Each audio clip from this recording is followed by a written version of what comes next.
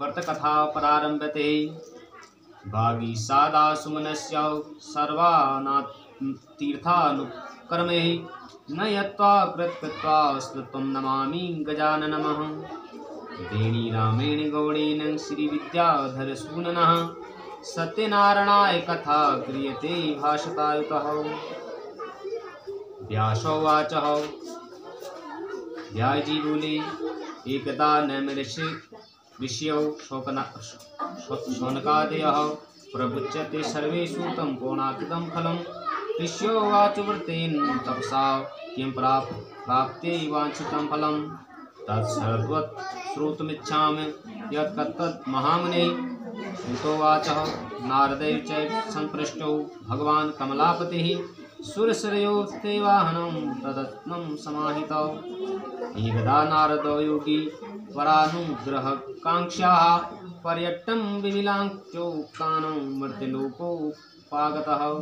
सतो दृष्टा जनानां सर्वलोकान् कलेशिताः समेत्युतान् नानायोनि समुत्पन्नां नानां कलेशितां कर्मिभिः। कीनोपायनो चेतसा दुःखनाशो भवेद् इति संचित्य मनसा विष्णुलोकं गतस्ततः। तत्र नारायणं देवं शुक्लवर्णं चतुर्भुजं शङ्खौ चक्रौ गदा पद्मं धृतं मालविभूषितम्। दृष्टापादं देवदेवेशं स्तोतुं समुच्चक्रमे। नारदोवाच। आपको हिंदी में सुनाते हैं कहानी, हैं? संस्कृत में जो है समझ में आएगा नहीं, तो हिंदी में बढ़िया कभी सुनो। संस्कृत में थोड़ा ये भी सुनो, कहानी बहुत है। संस्कृत में आप समझ में नहीं आ सकते, कौन सा कहानी डिस्टर्ब है जाने वर्दी बीच बीच में। हाँ। व्यास जी बोले, एक समय नैमिषि नामक तीर्थ में समस्त प्राणियों के कल्याण हेतु शौनकादि 88,000 ऋषिगण पुराणवेता सूत जी से पूछा, हे महर्षि, जिस व्रत अथवा कथा तब से अपना अभीष्ट फल प्राप्त हो उसे सुनने को हम लोगों की इच्छा है, जो आप कहिए। सूत जी ने कहा कि एक समय नारद जी ने भी इसी प्रकार लक्ष्मीपति विष्णु भगवान से पूछा था, और विष्णु भगवान ने देवर्षि नारद जी से जिस प्रकार कहा था उसे हम कहते हैं। आप लोग ध्यान से सुनो। एक समय योगी नारद जी मनुष्यों के ऊपर कृपा करने की कामना से अनेक लोकों में विचरते मृत्यु लोक में आ पहुँचे। यहाँ आकर वे अनेक योनि में उत्पन्न हुए तथा समस्त प्राणियों में विविध क्लेशों से युक्त और अपने कामों से दुखित होकर इन प्राणियों का दुख यथार्थ में किस प्रकार नष्ट हो, ऐसा मन में विचार कर उसी समय विष्णुलोक वैकुंठ को गए। वहाँ श्वेत वर्ण और चतुर्भुज, श्वेत माने सफेद, चतुर्भुज शंख चक्र गदा पद्म इन वनमालाओं से अलंकृत आदिदेव विष्णु भगवान को देखकर स्तुति के लिए उद्धत हुए। नारद जी बोले कि वाणी और मन से अप्राप्त रूप वाले, अमित शक्ति वाले और आदि और मध्य तथा अंत रहित, रजोगुणादि गुणों से रहित और गुण के आत्मा गुणों को उत्पन्न करने वाले और समस्त लोगों के आदिभूत तथा भक्त लोगों के दुख को दूर करने वाले आपको बारंबार नमस्कार है। नारद जी ने जब भगवान विष्णु को देखा तो प्रभु को प्रणाम कर रहे हैं, नमस्कार कह रहे हैं कि हे भगवान।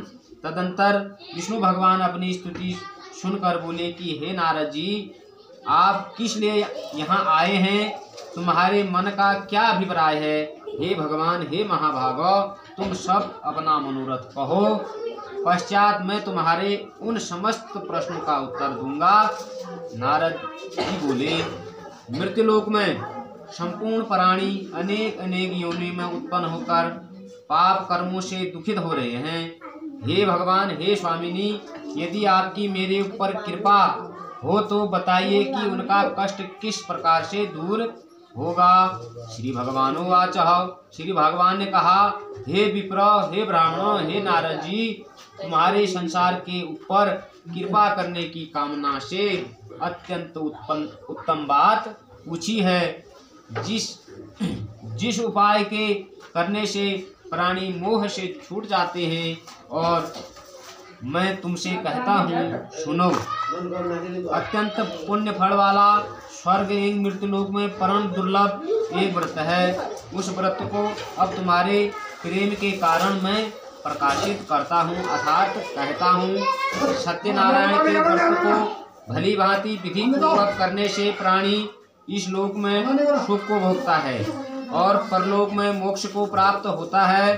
भगवान के ऐसे वचन को सुनकर नारद ऋषि बोले, हे प्रभु, उस व्रत का फल और विधि क्या है एवं उस व्रत को किसने किया है तथा वह व्रत किस दिन करने योग्य है, यह सब विस्तार पूर्वक कहिए।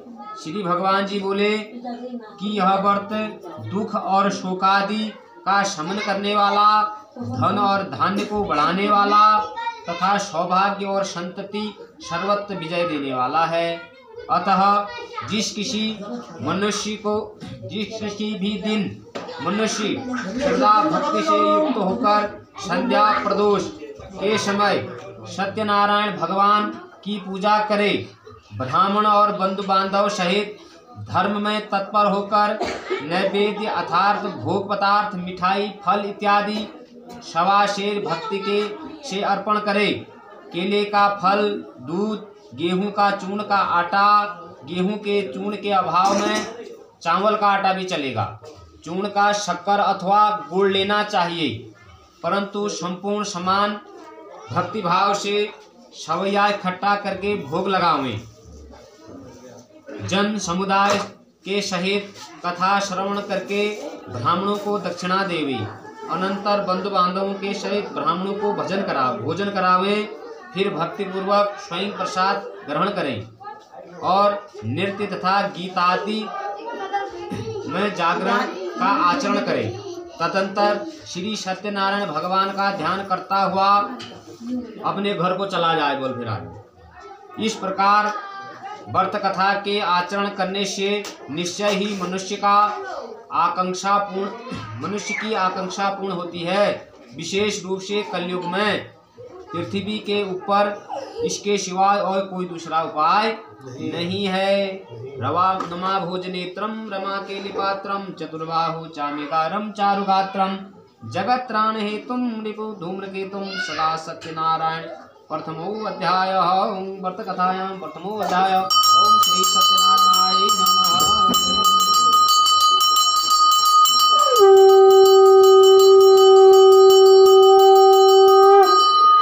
अथ द्वितीयोऽध्याय।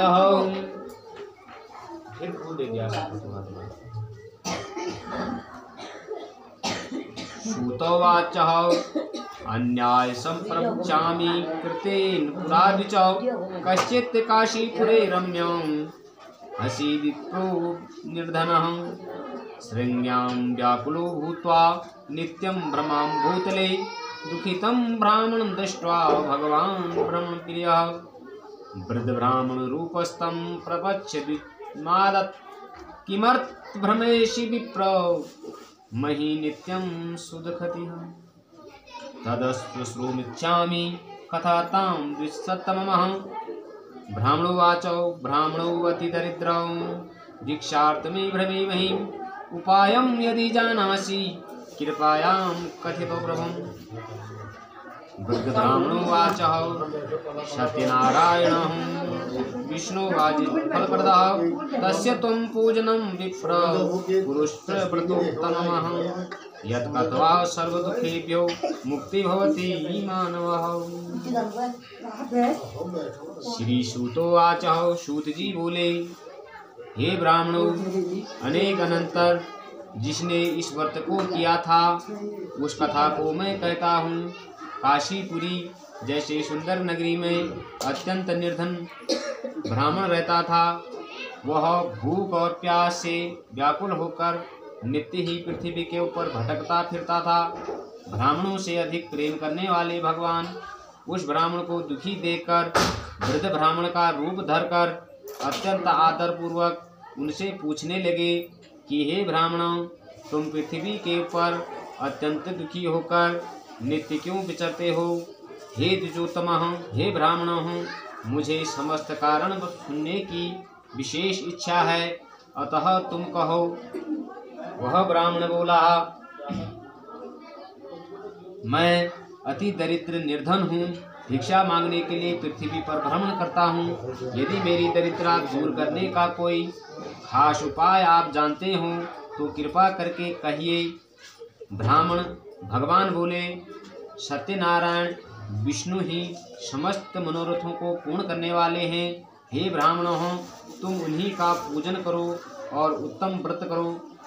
उसके करने से मनुष्य समस्त दुखों से मुक्त हो जाता है। इसी प्रकार उसे व्रत सामग्री तथा विधि आदि बतलाकर वृद्ध ब्राह्मण रूपधारी भगवान वहीं अंतर्ध्यान हो गए। तत्पश्चात उस ब्राह्मण ने विचार किया कि जिस व्रत को वृद्ध ने कहा था उस व्रत को अवश्य करूँगा। ऐसा सोचते सोचते उस रात्रि को उसे निद्रा भी नहीं आई। दूसरे दिन प्रातःकाल शीघ्र ही उठकर वह ब्राह्मण सत्यनारायण व्रत करने का संकल्प करके भिक्षा मांगने के लिए चला। संयोगवश उस दिन ब्राह्मण को बहुत धन की प्राप्ति हुई। उस धन से उसने बंधु बांधवों के साथ सत्यनारायण का व्रत किया और वह ब्राह्मण इस व्रत के प्रभाव से समस्त कष्टों से मुक्त होकर संपूर्ण संपत्तियों से परिपूर्ण हो गया। उसी दिन से प्रत्येक महीने में वह इस व्रत को करने लगा। इस प्रकार बारंबार सत्यनारायण के उत्तम व्रत को करके वह द्विजोत्तम वह ब्राह्मण समस्त पापों से मुक्त होकर परम पद मोक्ष को प्राप्त हुआ।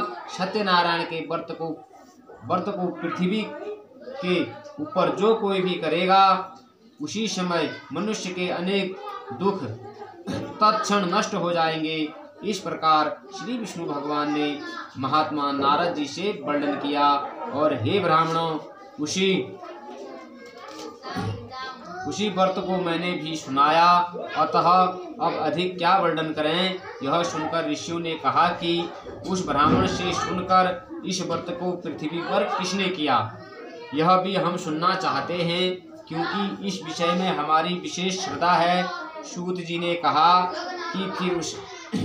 कि फिर जिसने इस व्रत को पृथ्वी पर किया उसकी भी कथा सुनो।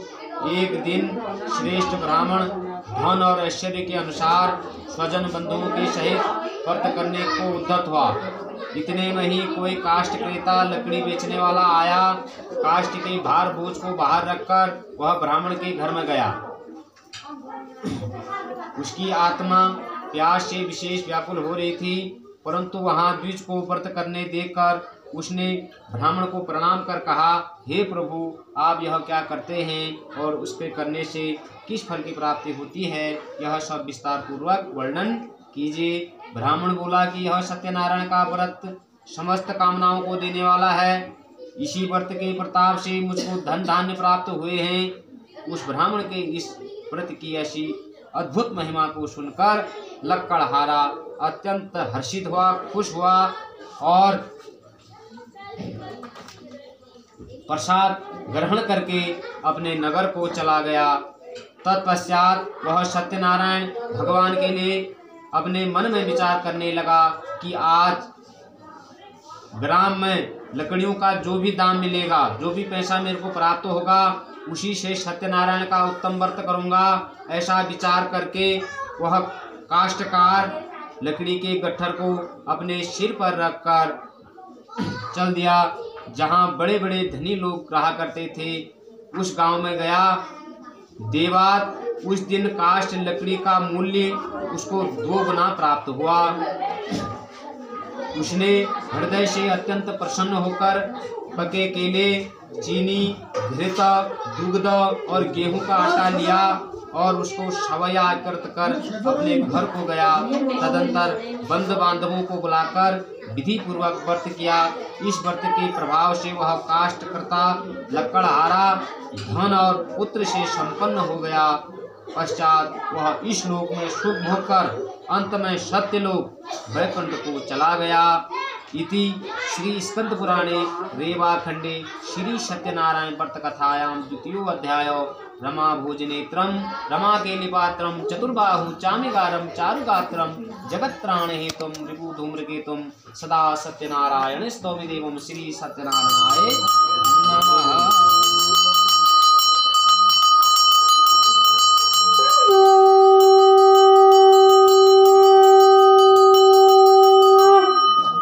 तृतीयो अध्याय। ओम श्री हरि। सूतः वाचः पुनर्गृह्णामि शृणुत्वं मुनिस्तां पुरः चोल्कामुखो नाम निरपश्चा महामतिः जितेन्द्रियो सत्यवादी ययो देवालयं प्रति दिने दिने धनं दत्त्वा तद्विजां तु श्रीसुधिः भार्या तस्य समुद्रा च सरोज वदना सतिः भद्रकाली नदी तीरे सतस्य व्रता एतस्मिन् तत्र साधुरेक समागतः वाणिज्यार्थ बहुधने रत्ने परिपूजितः नावं संस्थाप्य तत्तीरे जगाम निर्वतिवतेः दृष्ट्वा चमृतिं रूपं प्रत्यक्ष विनयावितः साधु वाचो किमेकं रूपेण नाजनः भक्तियुक्तेन तेजसा प्रकाशं कुरु तदस्वं श्रोतुमिच्छामि साम्प्रतम्। ओम श्री सत्यनारायण नमः। अतीर्थयो अध्यायः। श्रुतोवाच श्रुत जी बोले, हे मुनियो, मैं आगे की कथा कहता हूँ, आप लोग सुनिए। प्राचीन समय में उल्कामुख नाम का महामतिमान जितेंद्रिय एवं सत्यवादी राजा था। वह धर्मात्मा देव मंदिर में जाता था और प्रतिदिन ब्राह्मणों को धन देकर संतुष्ट करता था। उस राजा की धर्मपत्नी यौवन संपन्ना कमलमुखी और पतिव्रता थी। एक समय वे दोनों भद्रशिला नदी के तट पर श्री सत्यनारायण का व्रत करते थे। इतने में ही एक साधु बनिया वहां आकर रुक गया। वहां आया। वह वैश्य व्यापार करने के लिए अनेक प्रकार के बहुत धन लाए लदे हुए अपनी नाव को उसी नदी के तट पर ठहरा कर राजा के पास गया। वह वैश्य वहां पर राजा को व्रत करते देखकर नम्रता से पूछने लगा।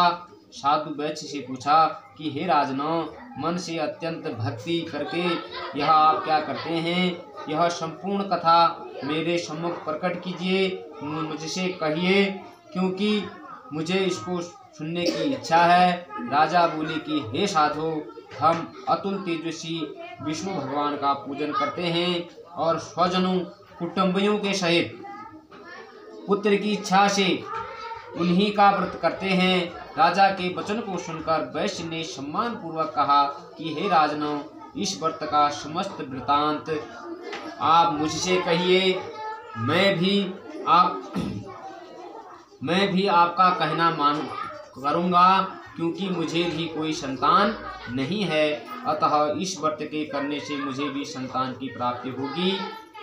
उल्कामुख राजा ने सत्यनारायण के व्रत का समस्त विधान वैश्य के प्रति वर्णन किया, यानी वैश्य को बता दिया। तदंतर व्यापार से निवृत्त होकर प्रसन्नता से खुशी से वह वैश्य अपने घर लौटा और संतान को देने वाले उस व्रत को करूँगा जब कि हमारे संतान का जन्म होगा। इस प्रकार उस श्रेष्ठ वैश्य ने अपनी स्त्री लीलावती से व्रत का संपूर्ण महात्म्य सुनाया। एक दिन उसकी पत्नी स्त्री लीलावती पति संयुक्त भगवान का भजन करने वाली चित्त में आनंदित होकर सांसारिक धर्म में तत्पर हुई और वह सत्यनारायण की अनुकंपा से कृपा से गर्भवती हुई। पश्चात 10वें महीने में उसको एक कन्या रत्न की प्राप्त हुई। वह कन्या इस प्रकार वृद्धि को प्राप्त करने लगी जैसे शुक्ल पक्ष में द्वितीया से पूर्णिमा पर्यत्न चंद्रमा वृद्धि को प्राप्त होता है, दिन और रात और मल्लम। अतः शीघ्र चंद्रमा की कला के समान बढ़ने के कारण साधु ने उस कन्या का नाम कलावती नाम रखा। बाद श्री लीलावती अपने स्वामी से मधुर वचन कहने लगी कि हे स्वामी, पहले जिस व्रत को करने का आपने संकल्प किया था उसे क्यों नहीं करते? तब वैश्य ने कहा कि हे प्रिय, व्रत को इस कन्या के विवाह के समय में करूँगा। इस प्रकार अपनी स्त्री को समझा बुझा कर नगर में व्यापार करने को वैश्य चला गया। पश्चात कलावती कन्या अपने पति के घर रहने लगी। तदंतर उस धर्मात्मा वैश्य ने नगर के मध्य में अपनी कन्या को सखियों के साथ विचरती देखकर विवाह के योग्य जानकर विवाह कर देने के लिए विचार किया। अंततः स्त्री के विचार करके तुरंत दूत को भेजा कि कन्या के लिए श्रेष्ठ वर देखो। वह साधु की आज्ञा को पाकर कांचन्यपुर कलकत्ता नामक नगर में पहुंचा। वहां से वह दूत एक उत्तम बनिए के पुत्र को ले आया। बनिए के पुत्र को सुंदर और गुणवान देखकर बंधुओं के सहित कलावती के पिता ने संतुष्ट होकर विधि विधान से कन्यादान किया, परंतु भाग्यवश फिर भी उस व्रत को करने को भूल गए। कलावती के विवाह के समय में व्रत न करने से सत्यनारायण भगवान अप्रसन्न हो गए। पश्चात कुछ दिनों के बाद स्वकार्य में निपुण वैश्य जो अपना कार्य था उसका उसमें चला गया। अपने जमाता जवाई को लेकर धंधे में चले गए। व्यापार करने के लिए चल दिया। समुद्र के पास रत्नासार बंबई में जाकर श्रीमान जमाता के सहित वैश्य वाणिज्य व्यापार करने लगा। जब ये दोनों चंद्रकेतु राजा के रमणी नगर में गए तब सत्यनारायण भगवान ने उसी समय इसकी प्रतिज्ञा झूठ देकर उसको शाप दिया कि महादारुण यानी आपको बहुत कष्ट पहुंचेगा, एक महाकठिन कष्ट तुझे प्राप्त हो। ऐसा दिन राजा के धन को लेकर चोर वहां आए। आकर प्राप्त हुए जहां वे दोनों वैश्य ठहरे थे। तत्पश्चात वे चोर पीछे से राजा के दूतों को वेग से आते देखकर चित्त में भयभीत हो धन को उसी स्थान में छोड़कर अलक्षित छिप गए। जो चोर आए उनके वहां बैठ गए, अपना धन वहां छोड़कर राजा के अब भाग गए। राजा के सैनिकों ने देखा और उनको पकड़ लिया। दोनों जमाई और उसके ससुर को दोनों को पकड़ लिया। भाई आपने ये धन कहाँ से लाया? उनको पकड़ के राजा के सम्मुख ले गए। इन दोनों चोरों को पकड़ लाए हैं, इन्हें देखकर आज्ञा दीजिए। राजा की आज्ञा पाकर उन दूतों ने तुरंत उन दोनों को भली प्रकार बांधकर बिना विचारे कारागार जेल खाने में भेज दिया। भगवान सत्यनारायण की माया से किसी ने उनका कहना नहीं सुना और राजा चंद्रकेतु ने उनका समस्त धन ले लिया। भगवान के शाप से वैश्य के घर में उसकी स्त्री अति दुखित हुई। जो कुछ घर में था उसे चोरों ने चुरा लिया। वह मानसिक तथा शारीरिक व्याधि और भूख प्यास से अति दुखित होकर अन्न की चिंता में घर घर फिरने लगी। और कलावती कन्या भी नित्य घर घर भिक्षा करने लगी। पश्चात एक दिन वही कन्या कलावती भूख से व्याकुल होकर एक ब्राह्मण के घर गई। वहां जाकर उसने सत्यनारायण का व्रत देखा। वहां बैठकर उसने कथा सुनी और वरदान भी मांगा तथा सत्यनारायण के प्रसाद को भक्षण कर रात्रि में अपने घर गई।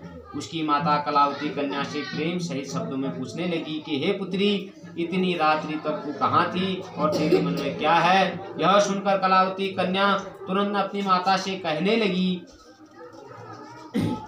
कि मैंने ब्राह्मण के घर पर मनोरथ सिद्ध करने वाला एक व्रत देखा है।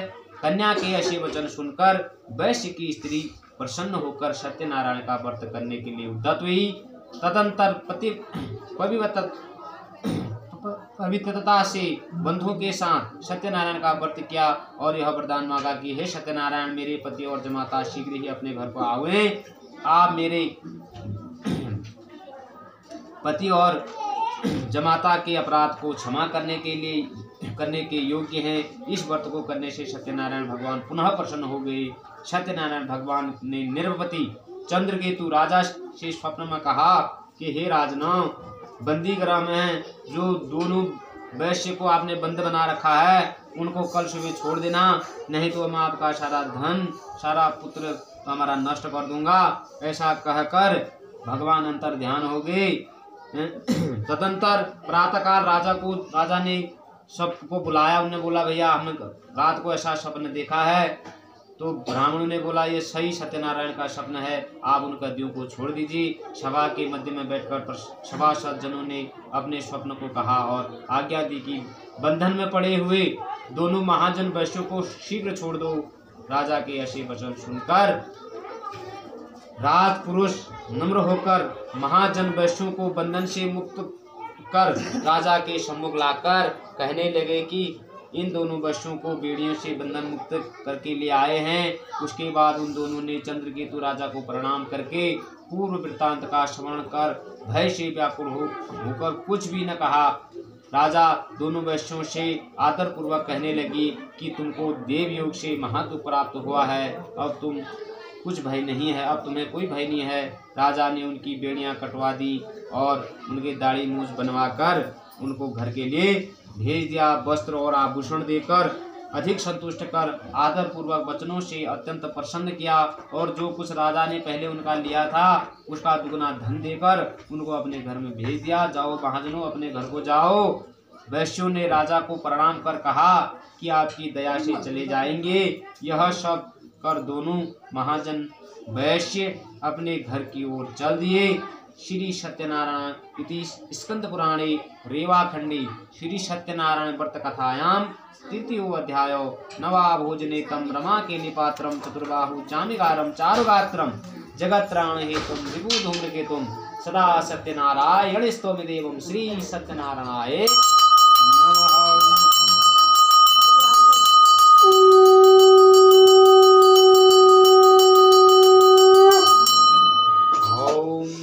सत्यनारायणाय नमः।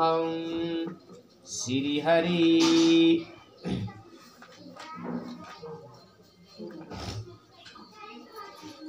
अथ चतुर्थोऽध्याय। सूतोवाच यात्रां तु कृतवानहं सामङ्गलानुकूलकामहं ब्राह्मणेभ्यो धनं दत्त्वा तदा तु नगरं गयौ। यदूरे गते साधु सत्यनारायण प्रभु जिज्ञासां कृतवानहं साधु किमिस्तत्नैमिस्तं ततो महाजनो महतो हेलाया च प्रवश्यवे कथं पृच्छामि भो दण्डिनो मुद्रा तेन किस्मस्य लता पत्रातिक्रम चैव वर्तेन तरणो ममः निष्ठुरं च श्रुत्वा सत्यं भवन्तु ते वचः। एमुक्त्वा गतौ शीघ्रं दण्डी तस्य समीपतः किरद्रूरं ततो गत्वा सिन्धु समीपतः गते दण्डिन साधुश्च कृतनित्यं ग्रस्ततः उत्थितां तरणीं दृष्ट्वा विषम्यं परमं ययोः। सूत जी बोले कि है वैश्यों कि वैश्य ने प्रथम मंगल विधान करके यात्रा की। एक ब्राह्मणों को धन देकर अपने घर की ओर प्रस्थान किया। उन वैश्यों ने थोड़ी दूर पहुंचने पर सत्यनारायण प्रभु ने उनसे यह पूछा कि तेरी नाव में क्या है। भगवान ने देखा उनको कि इनके पार हो गए हैं, इनको छोड़ दिया है। अब भगवान इनके मन में आए कि नहीं आए हैं। अब पूछ रहे हैं कि अरे बड़े पुत्रों, अरे नाविकों, तुम्हारी नाव में क्या भरा पड़ा है। दोनों हंसकर जवाब देते हैं, तिरस्कार करते हुए पूछ रहे हैं। कह रहे हैं कि आप जिस कारण पूछते हैं, क्या आप मुद्रा लेने के विचार में हैं, पैसे लेने के विचार में हैं। हमारे नाव में तो लता पत्ता घास फूस भरी पड़ी है। भगवान ने कहा रे ये तो फिर आई वशो है, संतुष्ट नहीं छो। आज हमारी नाव में केवल लता पत्र आदि भरे पड़े हैं। भगवान ने उनके पास कठोर वचन को सुनकर कहा कि तुम्हारा कहा हुआ वचन सत्य हो। दंडी भगवान यह कहकर तुरंत उनके पास से चले गए और थोड़ी दूर जाकर समुद्र के तीर पर बैठ गए। दंडी सन्यासी का भेष धारण किए हुए भगवान के चले जाने पर वह वैश्य संध्या आदि नित्य क्रिया कर्म करके अपनी नाव को ऊंची उठी देखकर अत्यंत आश्चर्य से देखने लगा। पश्चात उसमें लता पत्र आदि को देखकर वह मूर्छित हो गया, भूमि पर गिर पड़ा। जब वैश्य को ज्ञात हुआ कि वह अत्यंत चिंता करने लगा, उस समय उसके जमाता ने कहा कि आप किस कारण चिंता करते हैं? दंडी भगवान ने ही साथ दिया है, वही सब कुछ करने में समर्थ हैं। इस कारण से उन्हीं की शरण में चलो, तब मनोरथ सिद्ध होगा। वह वैश्य जमाता के ऐसे वचन को सुनकर तुरंत दंडी भगवान के पास जा गया और दंडी स्वामी को देखकर भक्ति भाव से प्रणाम कर आदर सहित कहने लगे, आपको आपके सम्मुख जो कुछ हमने असत्य कहा उसे क्षमा कर दीजिए। यूं बार बार कहकर प्रणाम करने लगे, रोने लगे, गिड़गिड़ाने लगे, शोक से व्याकुल होने लगे।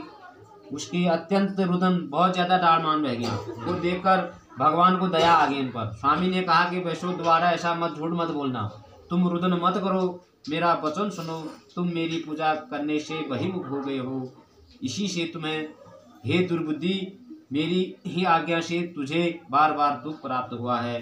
भगवान के ऐसा वचन को सुनकर वैश्य स्तुति करने को उद्धत हो गया, स्तुति करने लग गया भगवान की।